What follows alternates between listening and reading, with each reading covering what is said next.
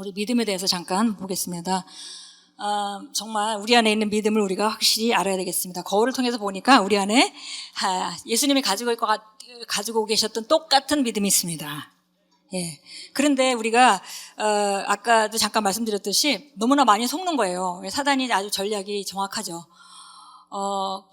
믿음에 대해서 배우고 나서 그래 믿음이라면 다 되는데 너는 믿음이 없잖아. 넌 그 믿음이 없잖아.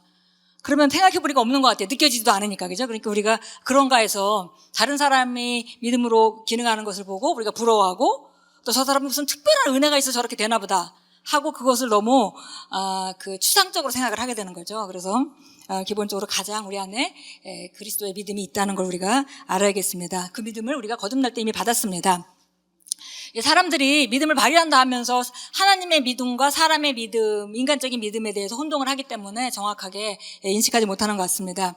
하나님의 믿음은 초자연적인 믿음이고요. 이 믿음은 말씀을 통해서만 오는 것입니다.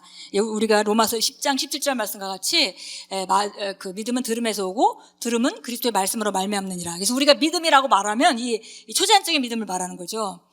그런데 우리 인간들은 전부 다 믿음으로 살아갑니다. 자연적인 믿음이 있어요. 우리가 오감을 통해서 얻은 믿음이 있어요. 그래서 만약에 우리가 의자에 앉는다면은 이 의자가 균형이 맞아서 넘어지지 않을 거라고 믿기 때문에 앉는 거죠. 그게 믿음이에요. 나름대로 믿음이죠. 근데 그거는 오감을 통해서 온 믿음입니다. 근데 우리가 세상에서도 이런 믿음을 많이 경험하죠. 그래서 세상에서 믿음을 경험하는 식으로 우리가 하나님의 믿음도 얻으려고 하는 게 문제가 있는 거죠. 그래서 기본적으로 하나님의 믿음은 말씀에서만 오는 것이다. 그리고 초자연적인 것이다. 그런데 인간의 믿음은 오감을 통해서 왔어요. 그래서 만약에 우리가 제가 태국에서 이렇게 왔는데 비행기 타고 오죠. 비행기 탈 때마다 좀 신기하지 않아요? 그 쇳덩어리 그 사람을 많이 싣고 저게 어떻게 뜰까? 그래서 그럼에도 불구하고 우리가 믿음이 있죠. 무슨 믿음이 있냐면 지금 저기 안에 있는 기름이 타서 엔진을 돌려가지고 이 많은 것들을 태우고도 뜰 수 있는 능력이 있어라는 걸 믿기 때문에 우리가 타는 거죠. 그리고 균형을 잘 잡고 내가 원하는 곳에 데려다 줄 것이다라고 생각하기 때문에 이제 타죠. 그게 세상적인 세상에서 얻은 믿음입니다. 만약에 제가 비행기를 타려고 하는데 날개가 하나밖에 없다. 전 절대 안 탈 겁니다. 왜냐하면 그 정도 믿음은 없어요, 저한테는. 예, 그래서 우리가 가지고 있는 세상에서 살아가는 모든 믿음이 오감을 통해서 온 것들이에요. 근데 그것도 믿음이죠. 네, 이렇게 보니까 되더라. 그러니까 우리가 항상 경험한 것에 대해서 믿음이 있기 때문에 우리가 그런 믿음을 얻으려고 사람들이 이제 접근을 많이 하게 되죠. 그러니까 저도 처음에 예수 믿고 나서 항상 이 말씀으로 들어가질 않고 말씀이 그렇다, 말씀을 무조건 다 믿고 싶은데 말씀은 그런 거지, 말씀은 진리지 이렇게 다 믿고 받아들였어요. 그럼에도 불구하고 하나도 안 믿어지니까 처음에는 이제 성령을 경험하고 나서 성령님 정말 내 안에 계시구나 이렇게 하고 나서 그 다음에 이제 치유에 대해서 이제 경험을 했습니다. 치유를 이렇게 어느 날 치유에 대해서 계시가 왔어요. 그래서 이제 치유를 경험했습니다. 그 다음에 또 부요 부분이 오면은 또 예수님이 부요한 자로서 가난하게 되신 것은 우리를 부요케 하려 하심이라 말씀을 믿고 그걸 받아들이고 싶어요. 근데 치유는 분명히 됐는데 이건 또 될 건가? 이게 또 있는 거예요. 왜냐하면 우리가 접근 자체를 항상 자연적인 영역의 감각을 통해서 믿는 훈련이 되어 있기 때문에. 근데 하나님의 말씀으로부터 오는 훈련은 그게 아니라는 거죠. 우리가 늘 얘기하지만은 하나님 말씀 믿는다는 거는 마치 공중에 무지개를 걷는 것 같아요. 그러니까 말씀만 볼 때는 문제가 하나도 없어요. 근데 어느 날 제정신이 들고 나면은 내가 지금 무슨 짓을 하고 있지? 왜냐면 이게 공중에 붕 떠 있어요. 자연적인 영역의 기둥이 전혀 없다는 거죠. 말씀에만 의지한 거니까. 그리고 나 제정신이 돌아오면 이거 내가 무슨 일을 저지른 건가 이렇게 생각이 들죠. 그것이 바로 이게 초자연적인 믿음은 그렇게 오는 겁니다. 그런데 우리가 거듭날 때 받은 믿음이 초자연적인 믿음이에요. 우리가 아무리 복음을 들었다 해도 우리가 우리 지식으로 어떻게 우리 개인적인 지식, 자연적인 믿음으로 어떻게 보이지 않는 세계를 믿겠어요. 천국이 있다. 지옥이 있다. 예수님이 너를 위해서 죽으셨다. 그리고 너에게는 정말 좋은 그 삶이 너한테는 준비되어 있다. 기쁜 소식이죠. 그렇지만 우리가 옛날식으로 그렇게 하나하나 단계적으로 경험해서 오던 그런 자연적인 믿음의 형식으로 접근한다면 아무도 그걸 믿을 수 있는 사람이 없습니다. 보지 않는 걸 어떻게 믿겠어요. 그러니까 우리가 받은 이 믿음은 우리가 복음을 받아들일 때 초자연적 믿음이 같이 들어온 겁니다. 들어와서 그걸 믿을 수 있었던 거예요. 근데 그 초자연적인 믿음이 우리가 딱 받고 나서 그게 떠나질 않았다는 거예요. 믿음은 있습니다. 그래서 항상 우리가 믿음이 없다고 말하지만은 많은 사람이 나는 믿음이 없어서요. 근데 그거는 성경적인 말이 아니죠. 그건 감각에 의존하고 경험에 의존한 오감으로의 경험의 얘기입니다. 왜냐하면 나는 믿음으로 그렇게 해본 적이 없으니까 내게는 그 믿음이 없다라고 말하고 있는 거죠. 근데 사실은 그 믿음은 바로 거듭날 때 우리가 받은 믿음이 바로 하나님의 믿음입니다. 인간적인 믿음으로는 절대 거듭날 수가 없습니다. 예, 우리가 거듭났다는 얘기는 전부 다 하나님의 믿음을 받았다는 얘기입니다. 예, 그리고 성경에도 이 믿음에 대해서 정확히 얘기하는데요. 이게 우리가 이제 그 말씀이 이 성경을 도덕적인 차원에서 읽으면은 말씀이 별 문제가 없죠. 근데 여러분들 다 경험하셨겠지만 우리가 뭐 믿음의 말씀 알아서 예수님이 십자가에서 모든 걸 이루셨고 우리가 믿음으로 그거를 취하기만 하면 되고 이런 걸 다 배우셨다 하더라도 우리가 그 새로운 피조물을 이해하지 못하면 우리가 그 말로는 그 고린도서 5장 17절을 말하고 그 다음에 또 뭐 그 우리가 그 성경에 나오는 그런 얘기를 할 때 거울 원리 같은 걸 들을 때 이게 무슨 말인지 알아들을 수가 없잖아요. 왜냐면 그거는 지금 다른 차원의 얘기를 하고 있는 거기 때문에. 그래서 누군가를 통해서 먼저 간 사람들이 우리에게 알려줄 때, 사도 바울 같은 계시가 있는 사람이 알려줄 때 사도 바울은 다 계시를 알고 쓴 거지만은 그걸 누군가의 도움을 받아서 우리가 그걸 알게 되죠. 그렇게 이제 가게 되는데 우리가 새로운 피조물을 이해하지 못하고 서신서를 읽으면 서신서에서 이해가 안 되는 부분이 많이 있습니다.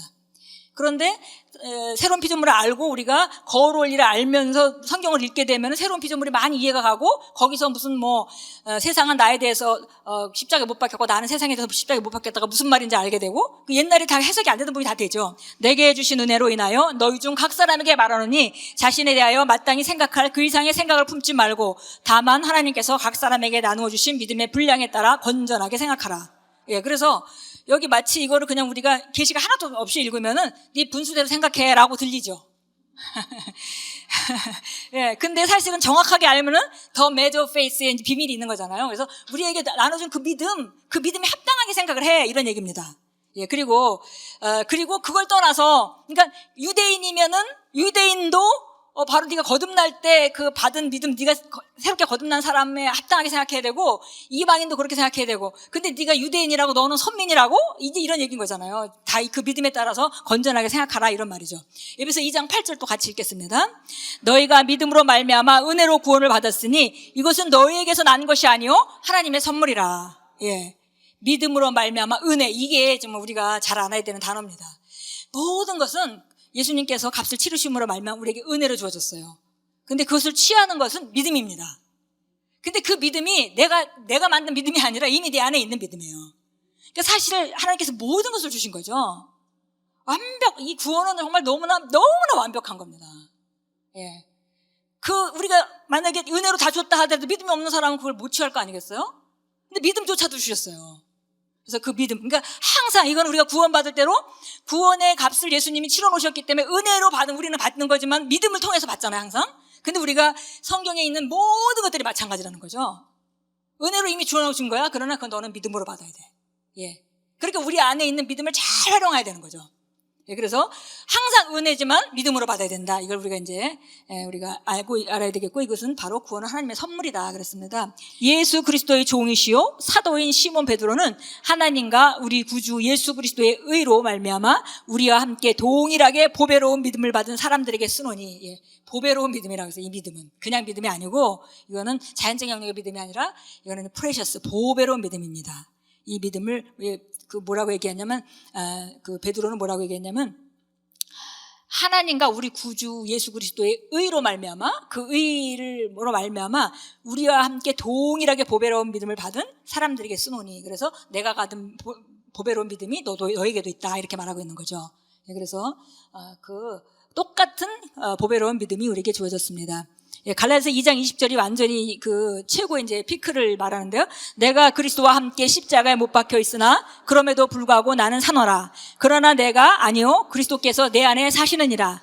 나는 지금 내가 육체 안에 사는 삶을 나를 사랑하사 나를 위해 자신을 주신 하나님의 아들의 믿음으로 사노라. 예, 하나님의 아들의 믿음이 우리 안에 있습니다. 그래서 이거를 우리가 또 옛날 번역본을 보면은 하나님의 아들을 믿는 믿음으로 산다 이렇게 또 표현되어 있어요. 근데 사실은 영어로도 바로 I live by the faith of the Son of God 이렇게 되어 있습니다. 하나님의 아들의 믿음으로 산다고 되어 있어요. 그 하나님의 아들의 믿음은 예수님도 그 아들의 믿음을 가지고 계셨고 우리도 그 아들의 믿음을 가지고 있죠. 그래서 이것은 이제 우리가 그리스도 안에서 살아간다 하는 거는 갈라디아서에서 우리가 이미 십자가에 못 박혔고 옛날 나는 못 박혔고 새로운 내가 일어났는데 그거는 나에게 주신 그 은혜로 주신 모든 것들을 믿음으로 살아가는 삶인데 그 삶은 다른 것이 아니라 내 안에 있는 그 아들의 믿음 그걸 통해서 우리가 믿음으로 살아가는 것이다 이렇게 말했습니다. 그래서 우리 안에는 아들의 믿음이 있습니다. 사도행전 3장에 가면 이제 기적을 일으키죠. 그래서 베드로와 그 요한이 성전에 올라갈 때 안진뱅이 오랫동안 있던 사람을 일으킵니다. 그러나서 사람들이 막 너무 기적을 본 거예요. 왜냐하면 평생 거기 앉아있던 사람인데 일어나서 막 걷고 뛰고 하니까 너무 놀랐습니다. 그랬더니 이제 그 사도행전에서 이렇게 얘기를 합니다. 베드로가 이렇게 얘기합니다. 왜 마치 그 능력이 우리 것과 같이 우리를 주목해? 마치 그 능력이 왜 우리 거고 왜 그 우리 경건 때문에 일이 일어났다고 왜 우리를 주목하냐? 우리가 아니다. 이거는 그 이름이다. 그리고 그 믿음을 통한 그 이름이다. 그의 믿음을 통한 그 이름이다. 이렇게 표현을 합니다. 그래서 사도행전 3장 16절, 17절 우리 같이 읽겠습니다. 그의 이름을 믿음으로 인하여 그 이름이 너희가 지금 보고 아는 이 사람을 강건케 하였느니라.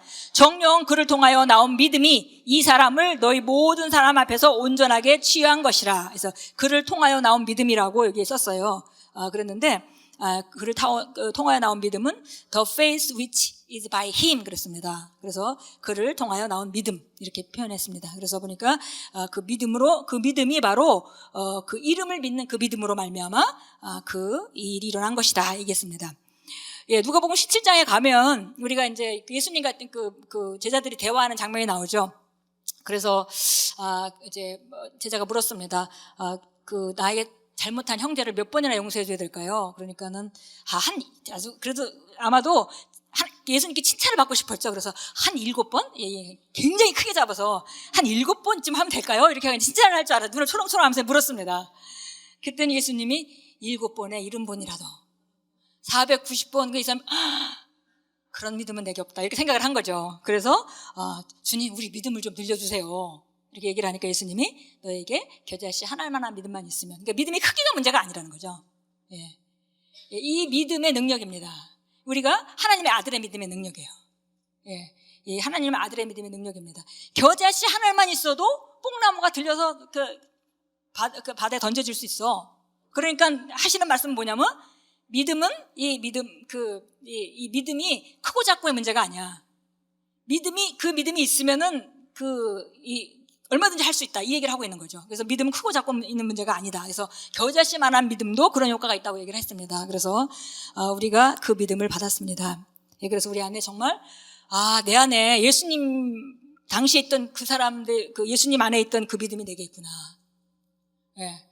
요한과 베드로와 요한이 안진뱅이를 일으킬 때 사용했던 그 믿음이 내 안에 있구나. 똑같은 믿음이. 그 믿음은 크고 우리 믿음이 적은 것이 아니라 바울이 기적을 일으킬 때 그 믿음이 내 안에 있구나. 예수님이 가지고 계시던 그 믿음이 바로 내 안에 있구나. 우리가 주목해야 되고 우리가 이제 그걸 계속 우리가 선포함으로 말미암아 그 믿음이 활동할 수 있도록 하는 것이 우리가 이제 해야 될 일입니다. 또 한 가지는 이제 오늘 우리가 주로 나눈 건 이제 믿음이고요. 또 한 가지는 우리가 마인드 오브 크라이스트, 그리스도의 생각이 우리 안에 있다는 것입니다. 우리 영 안에 있다는 거죠. 그래서 그리스도의 생각이 있다면 우리가 바르게 생각할 수 있는 것, 바른 지혜들이 다 들어있다는 거죠. 우리 영 안에는. 바른 지혜입니다.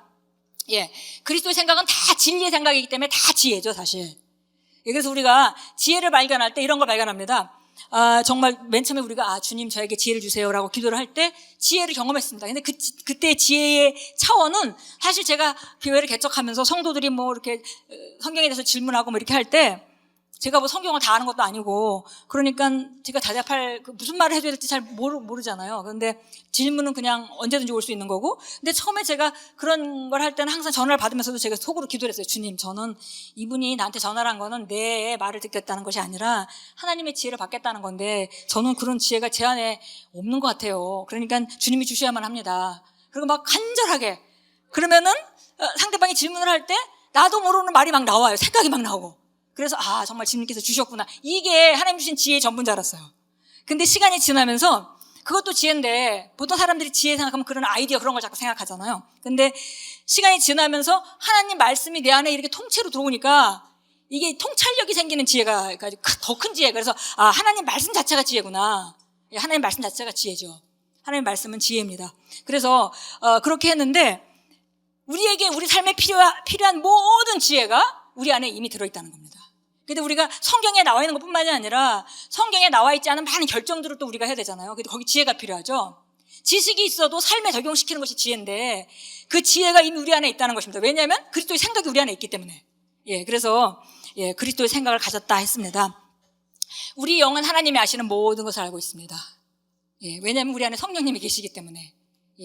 그러나 그분이 우리 혼을 통해서 알려주는 것만큼 우리가 알아듣는 거죠.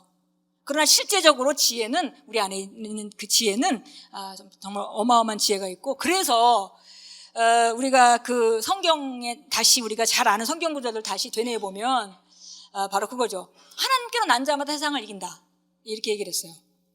그리고 또 그뿐 아니라 너희가 어린 자녀들아, 너희가 세상을 이겼다. 왜냐하면 너희 안에 계신 분이 있기 때문에. 그냥 이 세상을 이겼다는 게 아니에요. 너희 안에 계신 그분 때문에.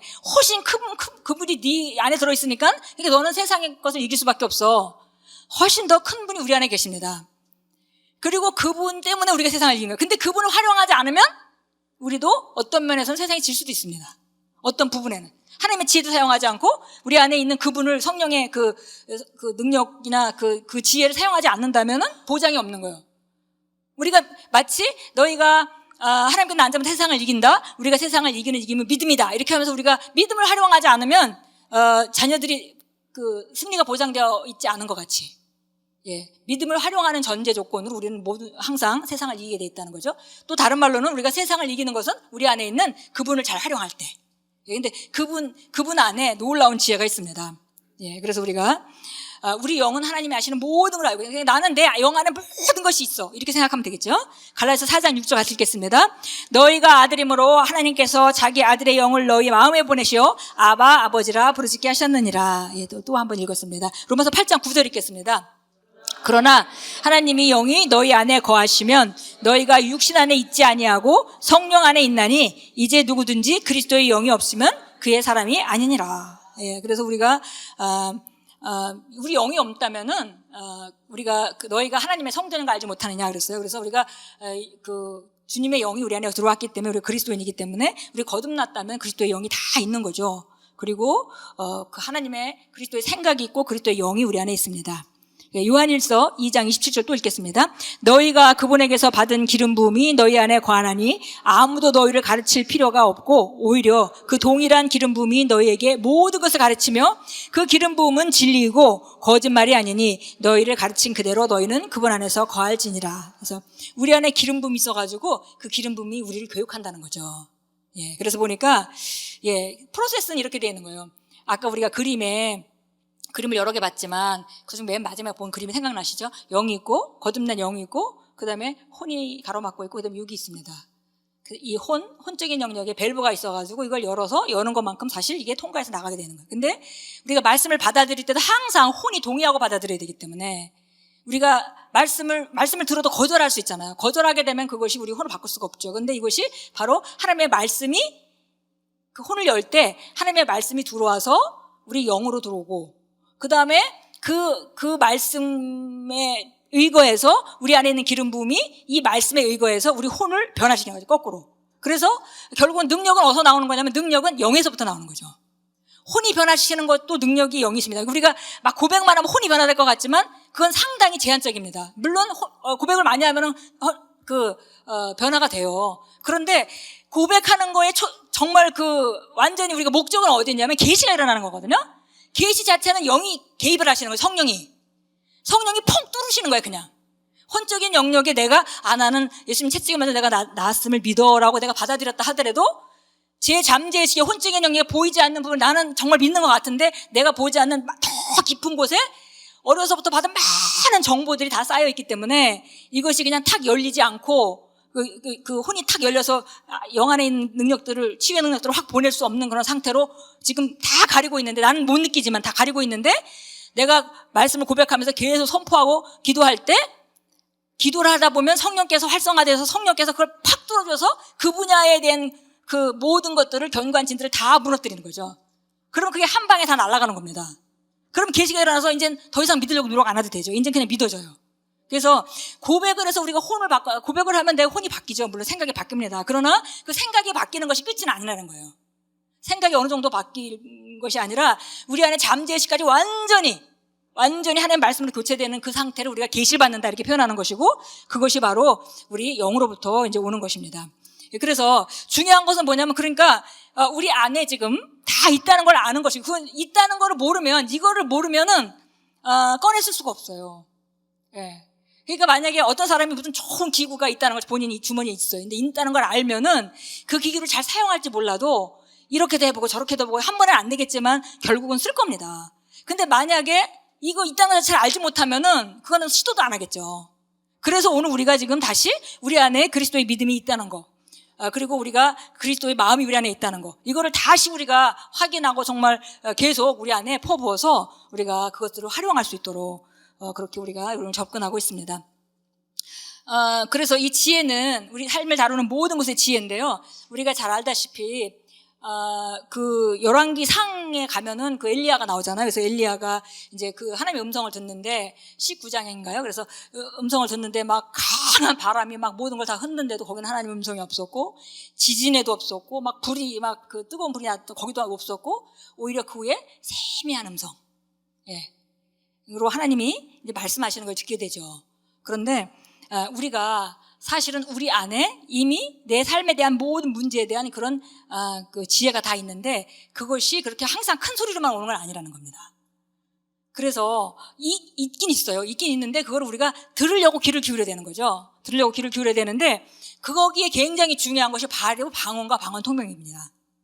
그래서 저도 이제 제가 오랫동안 속았던 부분은 뭐냐면, 방언하고 방언 통역하면 우리가 방언을 하다가 통역이 직접 와가지고 또 한국말로 막 통역을 하는 경우가 저도 가끔 있었는데요.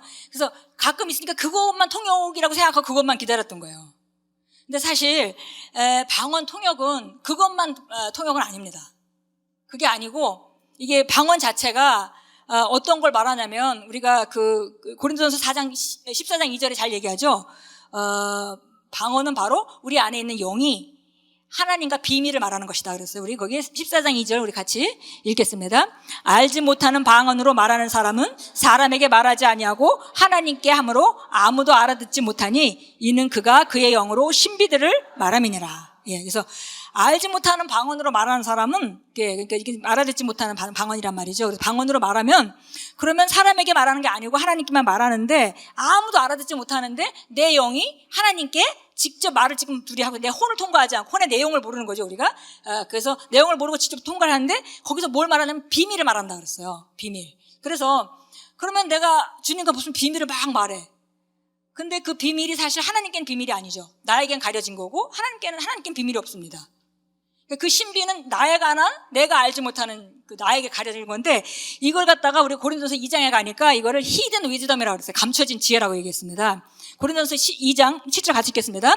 다만 우리가 신비 속에 있는 하나님의 지혜를 말하노니 이는 하나님께서 세상 전에 우리의 영광을 위하여 미리 정하신 감춰진 지혜니라. 그래서 이걸 신비 속에 있는 하나님의 지혜다 이렇게 얘기를 했고요. 우리가 신비를 말한다고 했는데, 결국은 우리가 다른 말로 하면 감춰진 지혜를 말하고 있는 거죠. 그러면 감춰진 지혜를 왜 하나님과 말하겠어요? 결국은 그 하나님과 말하는 감춰진 지혜는 나에게 드러나는 겁니다. 그래서 우리가 방언을 하고 바로 그 뒤이어서 한국말로 하는 그런 통역도 통역이지만, 사실 통변의 많은 부분은 내가 지금 기도를 했는데 나중에 깨달아지는 겁니다. 그러니까 우리가 그런 거 많이 경험하죠. 나 옛날에 이런 거 몰랐는데 그걸 내가 어떻게 알게 됐지? 내 영이 알게 됐습니다. 어떻게 특별하게 내가 알던 게 아닌데 벼랑 간에 통찰력이 생기고, 하나님 말씀이 이 말씀이 이거였구나 라고 이렇게 들려오고, 이렇게 제가 느껴지는 것이 막 일어나죠, 이 안에서. 그래서 제가 그걸 갖다가 이 속사람 안에서 일어나는 지각 변동이다 저는 이렇게 표현을 합니다. 왜냐하면 서서히 움직여서 막 전체가 다 변하기 때문에 그렇게 그 표현을 했는데, 결국은 그것들이 다 방언 통변의 일부라는 거죠.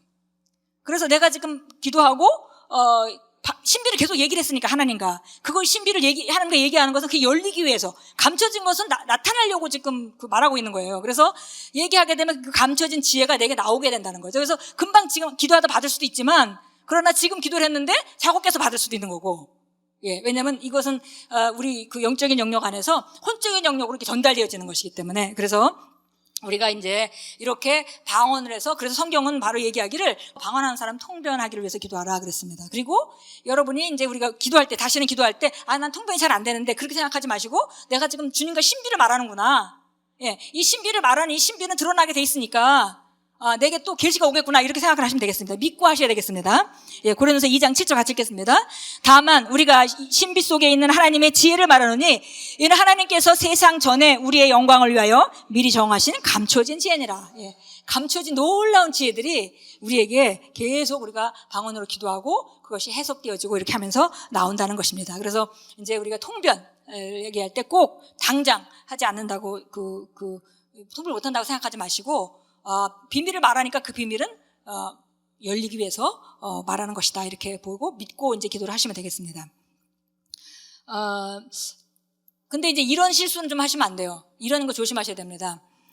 만약에 기도를 하다가 방언으로 기도했어요. 기도하다가 어떤 생각이 번뜩 들었어요. 그래서 이것이 하나님이 내게 성령으로 주시는 지혜인가 보다, 그리고 움직이시면 안 됩니다. 그건 반드시 분별하셔야 돼요. 그게 그 지혜, 기도하고 나서 떠오르는 생각이 그게 영으로부터 온 지혜일 수도 있고 우리 혼내서 나오는 지혜일 수도 있어요.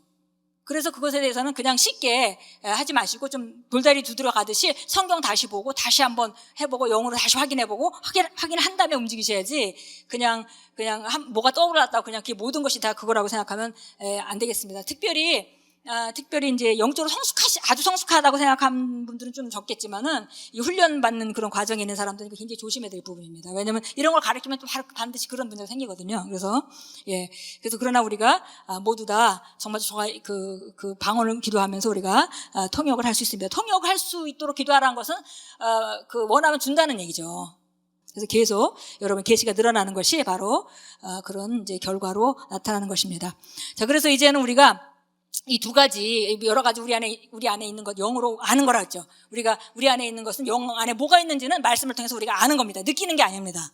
예, 그래서, 그리고 우리가 특별히 여러 가지가 많이 있고, 우리 안에 기름 부음이 있고, 우리 안에 사랑도 있고, 우리 안에 성령의 열매가 있고, 다 있습니다. 부족한 것은 하나도 없어요. 이제는 혼을 통과해서 밖으로 내놓는 것만 남은 거죠. 그랬는데 특별히 저희가 이제 오늘 강조하고 싶은 것은 하나님의 믿음이 우리 안에 있다. 그 믿음, 부족한 건 아니에요. 믿음이 부족한 게 아닙니다. 믿음에 부족한 것이 문제가 아니에요. 믿음이 부족한 것이, 믿음은 부족하지 않습니다. 단지 지식이 부족할 뿐이죠, 사실.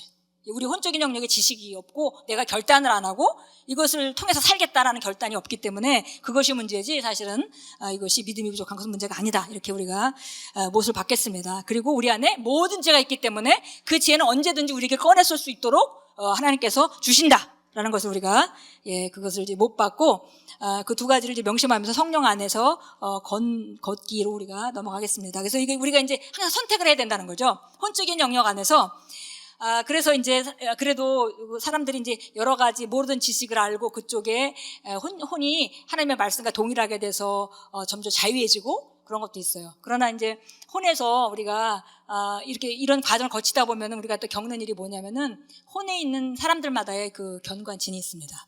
근데 제가 볼 때 옛날에 그 데이브 로버스 목사님이 성령께서 우리 안에 딱 들어오시면, 우리가 거듭나서 딱 들어오시면은 성령의 눈으로 볼 때 우리 아니라는 게 우리 심령을 말하는 건 아니죠. 근데 우리 생각이라든지 뭐 이런 것들이 너무 막 지저분한 거죠. 왜냐하면 거룩한 성령님 보시기엔 너무 세상적이잖아요, 우리 생각이. 근데 너무 지저분하니까 그분을 이렇게 표현했습니다. 성령의 삶 능력에 살면서 성령님이 딱 오시면서 이거 청소를 해야 되겠군.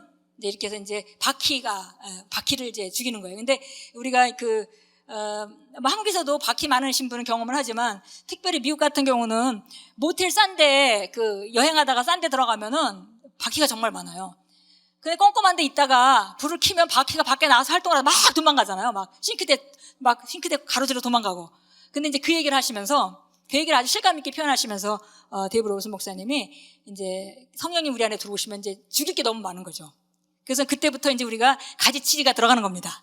그래서 말씀을 알고 방언으로 기도하면서 잘못된 가지 하나씩 쳐나가서, 그러니까 한마디로 얘기하면 바퀴를 한 마리씩 죽여간다는 거죠.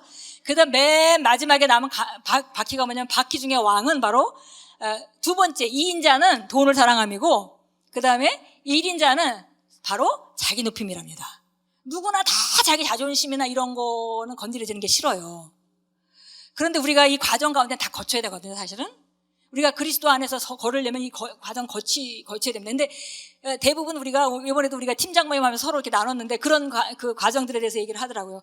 자기 안에 이런 게 발견됐는데 이거 정말 우리 그 팀장님 한 분은 정말 좋은 경험을 하시면서 자기가 결국은 우리가 선택하는 것이 하나님의 아가페가 운행되는지 아니면 내 이기심이 운행되는지 둘 중에 하나의 싸움이라는 걸 알았다 이렇게 표현을 하고, 기도할 때 그 선택을 하고 막상 떠나서 나오면은 벼랑간에 또 그 기도할 때 생각과 다른 생각이 또 이렇게 그 육신적인 생각이 더 들어온다는 거죠. 그래서 그런 이제 싸움을 이제 아주 굉장히 잘 표현해 주셨고, 사실 그런 싸움이 누구나 다 있어야 되고 자아를 내려놓는 싸움 다 있어야 합니다. 그런데 그건 내려놓기 쉽진 않아요. 왜냐면 그는 여러 가지 어떤 것들은 쉽게 무너지는 게 있죠. 근데 사람마다 좀 잘 안 무너지는 게 있죠. 경관진이 좀 더 많은 사람도 있고요. 경관진이 비교적 좀 적은 사람도 있고, 누구나 다 있긴 다 있습니다. 왜냐면 자기를 사랑하는 마음이 없는 사람은 없거든요. 예. 그래서 누구나 다 있죠. 그래서 경관진이 이제 하나씩 무너질 때 사실 정말 무너뜨리긴 쉽지 않지만 발견됐을 때는 무너뜨려야 되고, 우리가 바른 선택을 하면 그건 무너지고 나면 정말 자유로워지죠. 이렇게 이제 우리가 혼적인 영역을 정비해가고 말씀으로 어떤 건 쉽게 무너지고 어떤 거는 금방금방 통과하지만 어떤 것들은 이렇게 견고한 것들이 있어요. 근데 견고한 것들이 있을 때 그래도 이것이, 그래서 제가 정말 감사한 게 뭐냐면 우리 그 팀장님이 그런 이제 간증을 할 때 자기 나름대로 이제 이런 과정을 거치면서 자기 나름대로 훈련이었는데 그런데 그 세론이 이렇게 보면서 세론이 보면서 정말 고맙다고 그러더래요. 나한테 좋은 모델이 되셔서 고맙다고.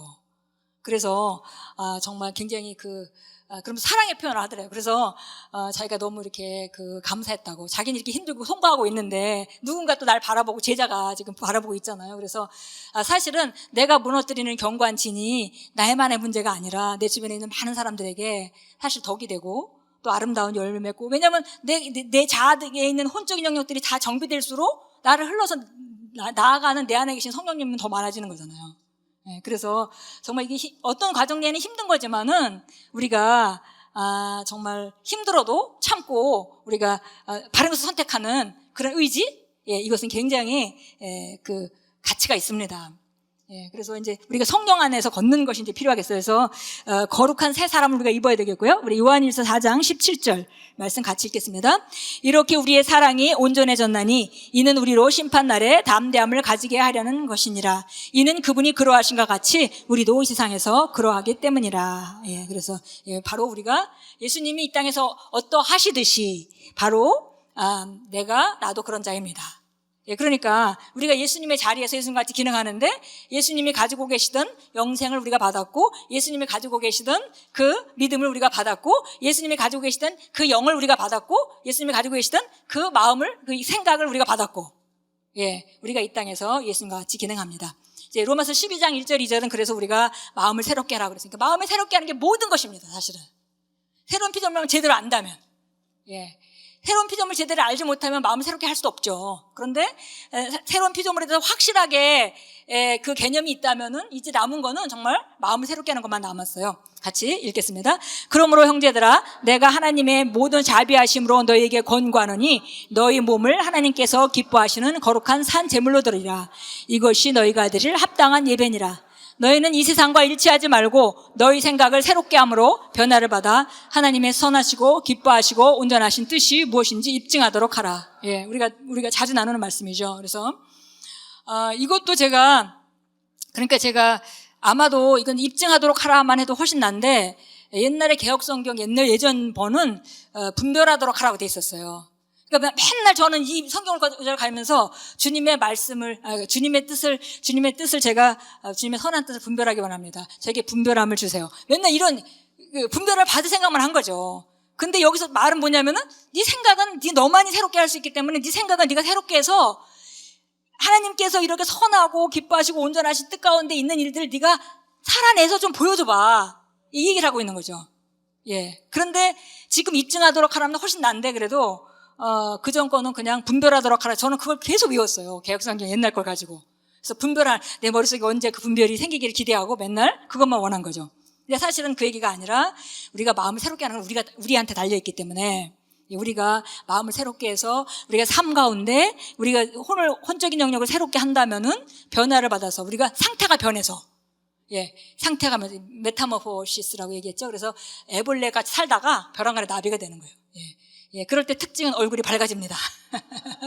예, 막, 나는 왜 이럴까? 이렇게 막 땅에서 맨날 기면서 땅만 쳐다보고, 나는 왜 이럴까? 나는 왜 이럴까? 이런 일이 생기면 어떡하지? 막 이렇게 살다가 어느 날 갑자기, 예, 나는 모든 것을 할 수 있습니다 하면서 날아가는 거죠. 예, 그래서 그런 그 메타모포시스가 일어나야 되는 거죠. 예, 마음을 새롭게 함으로, 그래서 우리가 그런 삶을 살아가는 사람이 됩니다. 예, 갈라디아서 5장 16절 17절 우리 같이 읽겠습니다. 내가 이것을 말하느니 성령 안에서 행하라. 그리하면 너희는 육신의 정욕을 이루지 아니하리라. 육신은 성령을 거슬려 욕심을 부리며 성령은 육신을 거스리나니 이들은 서로 반목하여서 너희가 하고자 하는 것을 하지 못하게 하느니라. 그래서 뭐 성령을 따라 행하고 육신을 따라 행하고, 그러면 육신이 제가 예전에는 로마서 7장을 읽으면서 로마서 6장 그 육신으로 행하고 영으로 행하고 이런 얘기를 들으면은 거기서 뭐 음란하고 뭐 그런 거 주로 많이 뒷부분에 얘기하죠. 그러니까 그런 거 얘기인 줄 알고 나는 이거랑 상관없어 뭐 이렇게 생각을 했던 거예요. 근데 사실 이 육신이라는 것은 우리 안에 있는 것 중에서 거듭나지 않은 모든 것, 예, 그리고 거듭나지 않았다 하더라도, 거듭난 부분이 아니라 하더라도 성령의 지배를 받지 않는 모든 부분은 바로 이것이 육신입니다. 그러니까는 우리가 성경과 같지 않은 거듭난 나와 합당하지 않은 생각을 하는 건 그것도 육신이고, 그런 감정이 느껴지는 거 그것도 육신이고, 그런 말을 하는 거 그것도 육신이고, 그런 느낌을 하는 거, 그런 행동을 하는 거 다 그것이 바로 육신입니다. 예, 그러니까 이 육신은 혼내 영역에서 육체적 감각을 따라 움직이는 모든 것들. 근데 우리가 어려서부터 수십 년을 감각을 따라 움직이게 이미 프로그램이 돼 있어요. 그래서 그냥 두면 이 싸움이 있다는 걸 알고 우리가 적극적으로 이 싸움에서 내가 섬점할 것이라는 그 의지를 갖고 계속 노력하지 않으면 가만히 있으면 옛날 게 그냥 돌아가면 자동으로 돌아가요. 예, 자동으로 돌아갑니다. 그래서 이제 우리가 그러기 때문에 이게 해야 되는 일은 사실 우리가 세상적으로 오는 것을 많이 차단해야 됩니다. 차단하고, 왜냐면 우리는 말씀은 뭐 정말 하루에 얼만큼 시간 내서 보고 기도하고 이런 거는 잠깐 하는데, 그리고 우리 안에 있는 영을 활성화시키고 우리 거듭난 영이 밖으로 나올 수 있도록 하는 거는 잠깐 하는데, 하루 종일 듣는 모든 소식은 우리 혼적인 영역의 감각을 통해서 오는 지식들을 우리에게 전달해주고 있죠. 그러니까 가만히 있으면 돌아가는 거는 이게 그냥 자동으로. 그런데다가 우리가 이미 그렇게 프로그램 됐기 때문에 재프로그램 하지 않으면 모든 옛날 프로그램이 그냥 돌아가게 돼 있어요. 지금 원리 자체가. 그 혼적인 영역이 재프로그램 돼야만 된다는 것이죠. 그래서 우리가 한 번에 하나씩, 예, 재프로그램 하면 되겠습니다. 자, 고린도후서 5장 7절 읽겠습니다. 이는 우리가 믿음으로 행하고 보는 것으로 하지 아니함이라. 그래서 우리가 믿음으로 행하고 육신으로 따라서 움직이는 것이 아닙니다. 감각으로 가든지 영으로 가든지, 예, 이렇게 있고요. 성령 안에서 행하면은 육신의 그 소욕을 거스르게 된다 그랬습니다. 그래서 우리가 밖에 행동을 고치려고 하지 말고 우리가 말씀을 따라, 성령을 따라 행한다는 건 말씀을 따라 행하는 거죠. 말씀으로 생각을 바꾸면 행동은 저절로 교정이 됩니다. 예, 그래서 만약에 우리가 지금 절대 만약에 예를 들어서 지금 절대 우리 머릿속에 혼적인 영역의 그 습성이 이래요. 사람들이 이 혼이라는 그게 굉장히 돌아가는 것이 굉장히 굉장히 독특하죠. 그래서 여러분 혹시 그런 거 경험하셨죠? 처음에 운전 배울 때 계속 운전하고 가다가 이제 집에 들어가서 잘라고 누우면은 막 가고 있어요. 계속. 그죠? 그런 게 느껴지고, 게임 열심히 하는 사람들 눈 감으면 게임이 왔다 갔다 눈에. 예, 한참 동안 그러잖아요. 그게 왜 그러냐면 이게 혼적인 영역 안에서는 지금 뭔가 지금 자동적으로 막 돌아가고 있는 거예요. 그래서, 중요한 거는 근데 제가 만약에 여러분에게, 절대 예를 들면 지금 절대 먹는 거를 생각할 때 먹는 걸 생각하지 마십시오. 만약에 먹는 것 중에서 만약에 예를 들어 사과를 생각하지 마십시오. 사과 생각하지 마세요. 절대 생각하지 마세요. 그럼 여러분 머릿속에 다 사과가 떠오르고 있어요. 근데 여러분에게 내가 바나나를 줘서 바나나를 먹게 하면 여러분은 바나나 먹느라고 사과는 생각은 어디로 갈 거예요. 그래서 이게 이 혼적인 영역이 그 특징이에요. 그러니까 딴 거를 오큐파이 해야지, 딴 거를 차지하게 해야지 안 하려고 한다고 되는 게 아니에요. 그러니까 우리가 포격한다는 말을 쓰잖아요. 이 생각하지 말아야지. 그게 아니라 하나님 말씀으로 포격을 해서 딴 거에다 집중하게 되면 그건 저절로 없어지는 겁니다. 예, 우리가 그렇게 이제 접근하겠습니다. 예, 자, 로마서 8장 5절 6절 같이 읽겠습니다. 육신을 따르는 사람은 육신의 일들을 생각하나 성령을 따르는 사람은 성령의 일들을 생각하느니라. 육신적으로 생각하는 것은 사망이나 영적으로 생각하는 것은 생명과 화평이니라. 예, 그래서 우리가 지금 항상 선택에 있어요. 육신적으로 생각할 것인지 아니면은 영적으로 생각할 것인지. 예, 내가 몸이 아픈데 육신적으로 생각할 것인지, 내가 몸이 아프고 이 몸이 감기가 걸렸으니 이게 일주일은 가겠구나, 뭐 이렇게 그렇게 생각할 것인지, 아니면 내가 영적으로 예수님 채찍을 내가 나았다 이렇게 해서 이거를 거절하고 쫓아낼 것인지, 이 선택을 항상 하는 거죠. 근데 육신적으로 선택을 하게 되면 그 끝은 반드시 사망의 법칙이 일한다는 겁니다. 계속 그런 고통을 당해야 되는 거죠. 감기라고 친다면은 또 어떤 중한 질병에 걸린다면 그것이 목숨을 뺏어갈 수도 있습니다. 그래서 그런데 우리가 영적으로 결정을 하게 되면 그곳에는 바로 생명과 화평이 있습니다. 예, 그래서 이 선택이 항상 우리에게 있다는 거죠. 로마서 6장 4절 읽습니다.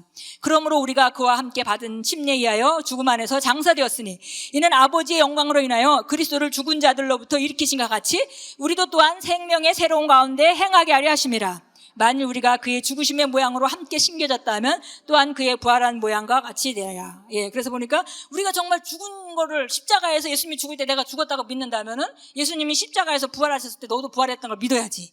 예, 이런 얘기죠. 그래서 생명의 새로운 가운데 걷게 하려는 것이다 그랬어요. 예, 그래서 우리를 이렇게 생명의 새로운 가운데 놀라운 삶 가운데로 우리를 초청하시려고 예수님이 죽으시고 부활하셨습니다. 로마서 6장 10절 같이 읽겠습니다.